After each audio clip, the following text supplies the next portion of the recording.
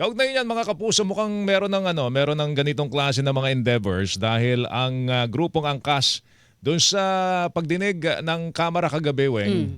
from 20% na ano tawag doon? Komisyon ba? Komisyon, no? Oo. Baka daw maibaba pa nila hanggang Mm.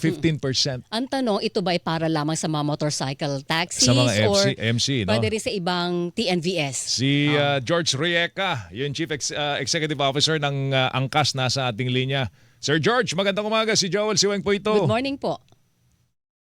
Good morning. Magandang umaga, Boss Joel, Ma'am Weng. Good morning, sir. Opo, aba, Magbabawas daw kayo ng magbabawas kayo, komisyon sa komisyon. angkas. Opo, humarap po tayo sa Kongreso kahapon dun sa kanilang heed, no? Yung call nila na magbawas po ng komisyon. So sumunod naman po tayo mula 20% para sa lahat po ng bikers, wala pong kondisyon. Mhm. Pangsamantala, binabaan po natin ng 18%. Magsisimula po yan sa Lunes. Mhm. Okay. Ito ay karagdagan po na pagbaba ng komisyon on top of yung mga current na incentives natin na meron na pong tiered commission from 15% hanggang 0% po. Depende po so kung ilan po yung rides nila Siguro sa isang para araw. ma-appreciate natin itong ginawa ninyong pagbababa po ng komisyon. Magkano ba take home Ng mga angkas ng mga riders. angkas bago ho pumutok itong problema natin sa Middle East? Tsaka magkano na take home nila ngayong pumutok na ito at magkano ang masusubi nila dito po sa pagbabawas po ninyo ng komisyon? 2% yung mababawas. Ganito po yan, no? Tingnan na lang po natin yung presyo ng gasolina. Pasok na po natin dati na siguro nasa 50 pesos po, no? Para madali lang po yung math natin. Ngayon po, nasa 100 na po tayo. Limang litro po ang isang full tank na motorsiklo. So mula 250 na full tank sa isang araw na paggamit nila pang pasada ng motorsiklo nila, ngayon parang 500 na po. So 250 po ang naging pangdagdag. Roughly, iba dyan 300, iba dyan 200, iba-iba po kasi yung mga tangke. Opo. Pero average po niyan 5 litro. So ang dating commission po namin is 20%, nakukuha po nila 80%. Sa 100 piso, 80 pesos po yung nakukuha nila. So pag i-menos po natin yung 250 divided by 80, lumalabas na kulang-kulang mga 3 plus rides. So sabihin na po natin 4 na rides po. 4 na rides po ang naging bawas po dahil po sa pagdagdag ng gasolina. So ngayon po, pag sila po ay nag-3 rides or nag-4 na rides, which is roughly around roughly 1 to 1.5 hours, mababalik po nila yung kita nila dun sa dagdag ng gasolina. So kami po, binawasan po natin yung komisyon natin para mas mapabilis. So siguro po, in less sa isang oras po, makukuha na po nila yung balik ng kita nila. So yan po yung dun sa pag-lower natin ng commission ng 18%.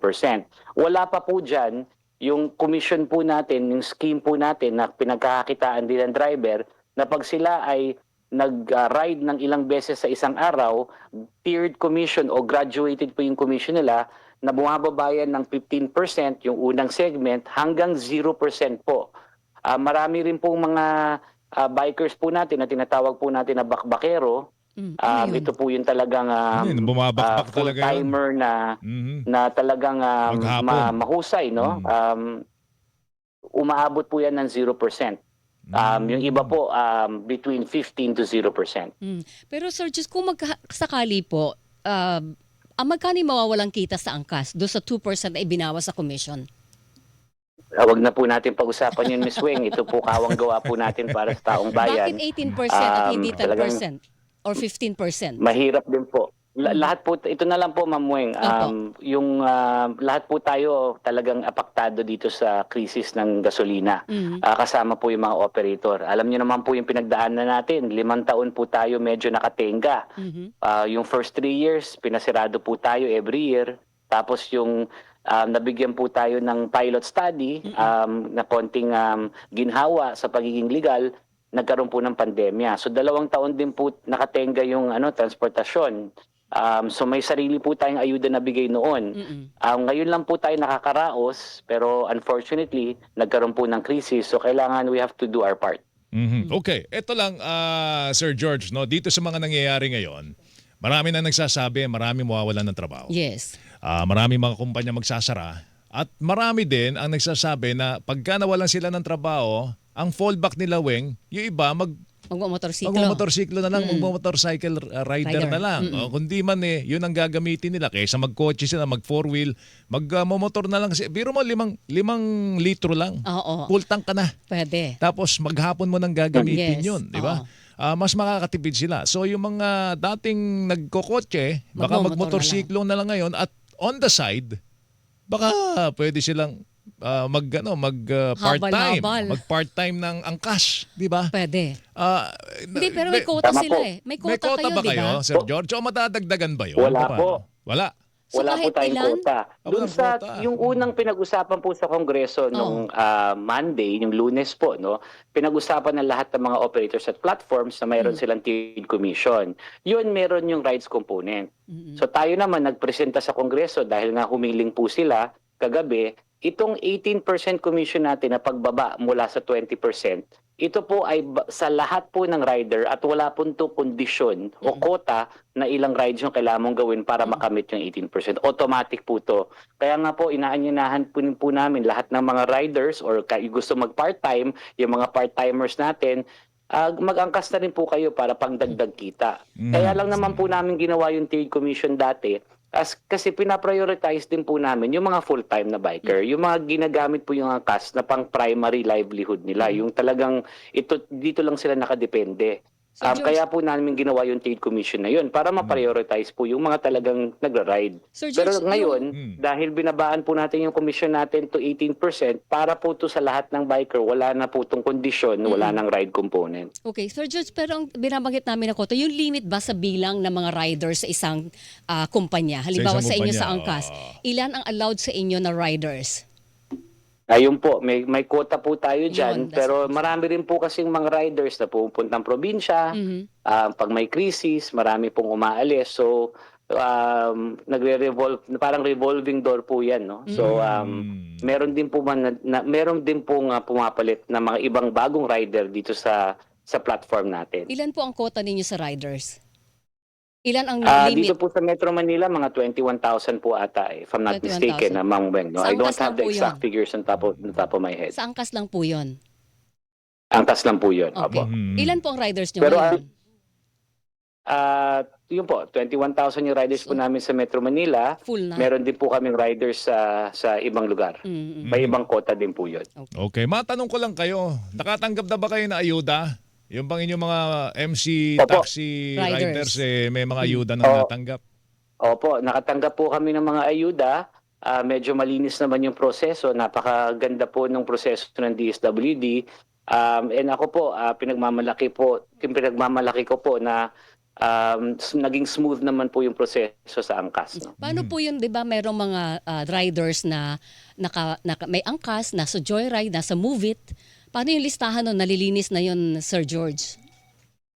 Yung sa amin po, malinis po yung listahan. Sa aking pagkaalam, no, wala naman po masyadong nagreklamo dun sa plataforma po namin. Hindi ko po masasabi dun sa iba. Yes. Hindi, kasi nagdodoble sila ng app minsan, hindi po ba?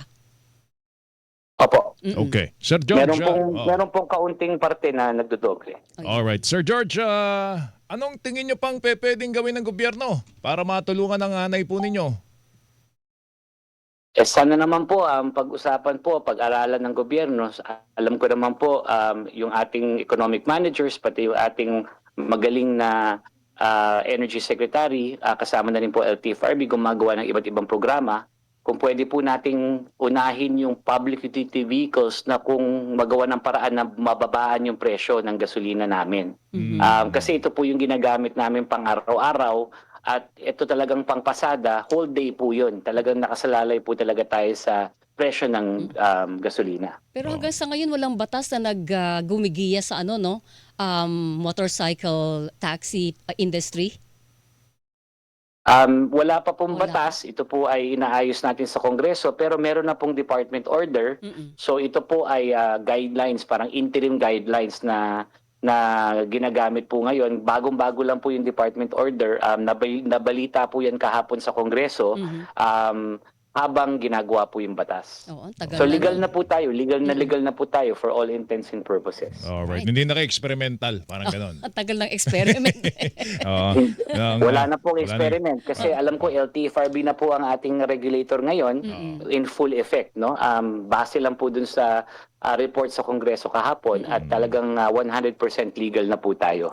Hindi na po tayo nangangamba. Alright. Sir George, salamat. Thank you. Thank you. Magandang umaga po. Magandang umaga. Maraming salamat. Magandang umaga. George Good morning, sir. Reyeca, Chief Executive Officer, Grupong Angkas Mga Kapuso.